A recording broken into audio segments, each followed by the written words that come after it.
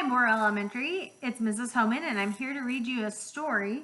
This is called The Little Bear Who Wouldn't Hibernate. It is written by me. I wrote this book when I was in college, and my sister helped me illustrate it, so it's a very special book. Miss Jessie happened to be in my office the other day and saw it, and she said, please, please, please read it. So I hope you enjoy this book, and thank you to my sister who helped me with the illustrations. The Little Bear Who Wouldn't Hibernate.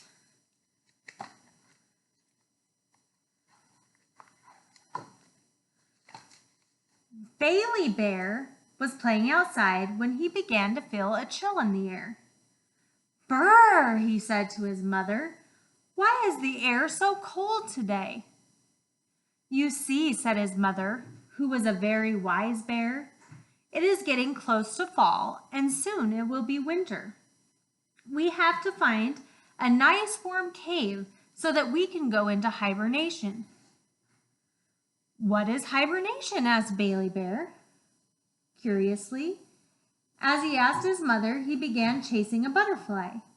He ignored his mother's explanation until he heard her say that hibernation was nothing more than a really long nap, a nap that would last until spring. "Oh no," shouted Bailey Bear. "I am not going to take a nap, especially not for 3 months." During the next few days, Bailey and his mother began to gather berries that they would eat before they started their hibernation. Many more bears joined them. They began their journey to the cave where they would be spending the next few months. There was one bear of particular interest to Bailey. Her name was Sarah. Sarah was a young bear, and she caught Bailey's eye. He knew that if he got to know her, they would be great friends. They could play all kinds of games, and if he was lucky, he just might be able to talk Sarah into skipping out on hibernation, just like he was planning to do. By the time the bears reached the cave, Bailey and Sarah had become great friends. They played games like hide-and-go-seek, told jokes, and they even got into a little trouble when they began teasing some porcupines. They sure did learn their lesson on that. Over the next few days, the bears would begin to hibernate. Bailey knew that he must let Sarah in on his plan. So the next day, he took her to the pond. This was not unusual since both bears loved to swim. "This is so much fun," said Bailey. "Let's play all winter long." "Well, that would be great," said Sarah. "Except, aren't you forgetting about hibernation?" "Well, maybe we should just skip that this year. Who wants to take a dumb old nap anyway?" exclaimed Bailey. "Here's my plan." So Bailey and Sarah decided that they would pretend to fall asleep. After their parents were asleep, they would go out and play. Finally, the day had come. Bailey and Sarah followed their parents into the cave. Sarah laid down by her parents, and Bailey laid down by his mother.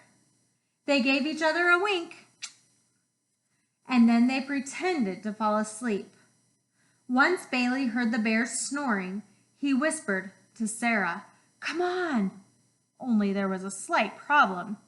Sarah had really fallen asleep. Bailey was on his own for the winter.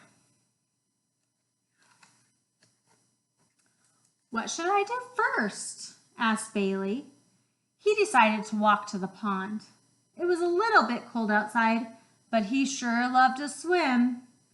On his way, he saw something falling out of the sky. Soon there was more. It was white. It looked fluffy as it hit the ground, and boy, was it cold. Brr. Bailey decided that he needed to know what this was, so he went in search of the answer. The first animal Bailey came to was an owl.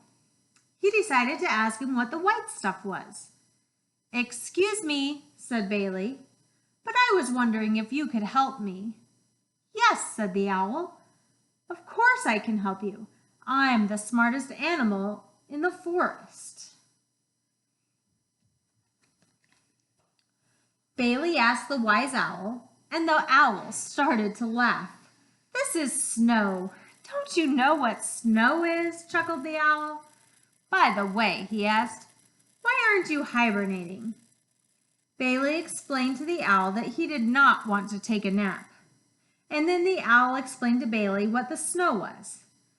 The owl also told Bailey that he should really go back to the cave and go to sleep with the other bears.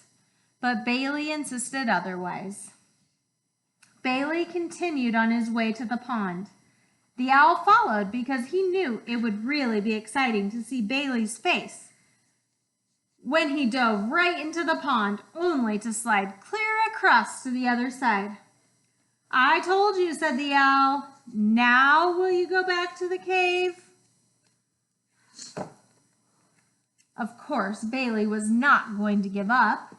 He did not want to go to sleep, so he decided that he was going to find some squirrels to chase. He looked everywhere, high and low, under bushes and inside of old trees, but he never did find a squirrel. However, the owl was watching Bailey, so he decided to ask what he was doing.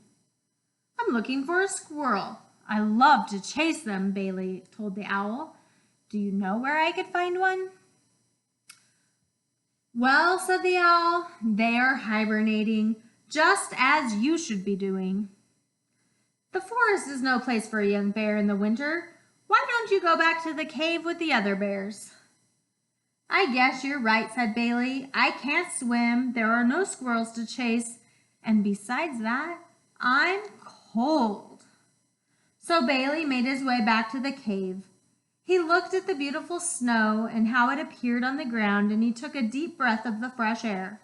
The old owl is right, said Bailey. This is no place for a bear in the winter. I should go inside and go to sleep. Bailey went into the cave and he cuddled up next to his mother, who was soft and warm. Before he knew it, he was off to sleep. The winter went by fast. The next thing Bailey knew, Sarah was nudging him to wake up. When Bailey told of his winter adventure, no one believed him. But when he went outside, the old owl was there. He and Bailey had a secret that the others would never believe. And that is the end of the story. I hope you enjoyed it. And once again, I'd like to thank my sister Jennifer for illustrating those pictures for me way back in 1998. All right, have a very nice night.